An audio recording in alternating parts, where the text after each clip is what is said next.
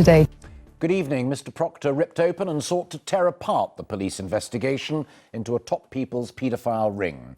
Questioned yesterday for a second time, he vehemently denied allegations that he tortured, raped and murdered children.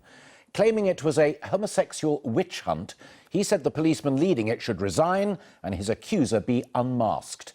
Mr. Proctor invited the police to arrest and prosecute him so he could ridicule what he called these preposterous allegations. The police made no comment. Juliet Bremner has the story.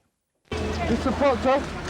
Nearly 30 years after Harvey Proctor stood down as an MP and walked away from the cameras, today he again subjected himself to the full glare of the media spotlight.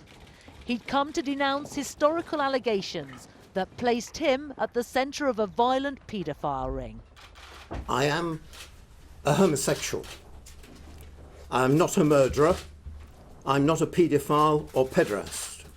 The paranoid police have pursued a homosexual witch hunt on this issue, egged on by a motley crew of certain sections of the media and press and a number of Labour members of Parliament and a ragbag of internet fantasists. In 1987, the former Conservative MP resigned from his Billericay seat after pleading guilty to gross indecency involving male prostitutes under the age of 21, which was then the age of consent. In March this year, his home at Belvoir Castle was searched after he was accused of horrific attacks against boys. It cost him his job and his home.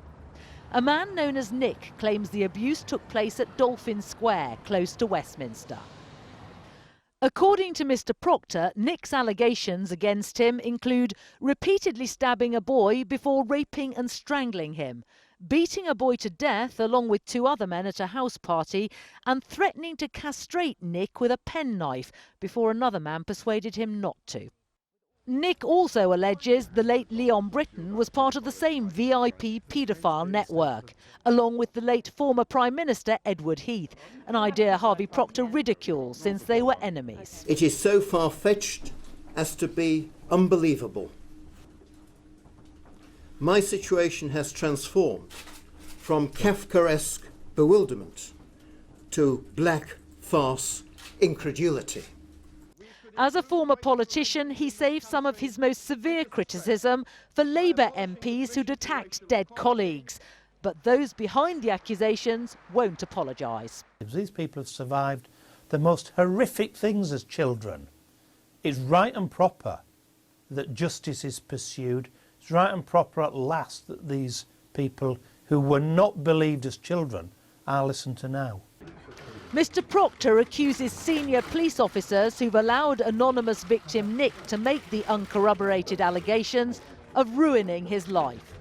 He's now urging the police to prosecute him or drop the allegations. We'll pick up on that last point you made. He has made that challenge, as it were. What is the police next move? Well, tonight, the Metropolitan Police just aren't engaging at all. They're not responding to these allegations. They've always said that this is a complex investigation and that it'll take them a long time to complete their inquiries. And I'm sure that they're not going to make any further statement until those inquiries are completed. But I think we need to underline that Mr. Proctor feels that justice is not being done. His allegations against the police are that they are taking the side of the victim. And he believes that the pendulum has swung too far in the victim's favour. He says they ought to be called complainants rather than victims, and that until their allegations are proved, there should be more weight given to people like he sees himself. But I think we have to point out the police are in a very difficult position. For years, decades, they've been accused of not doing enough. Now they're trying to redress that balance. All right. Juliet, thank you.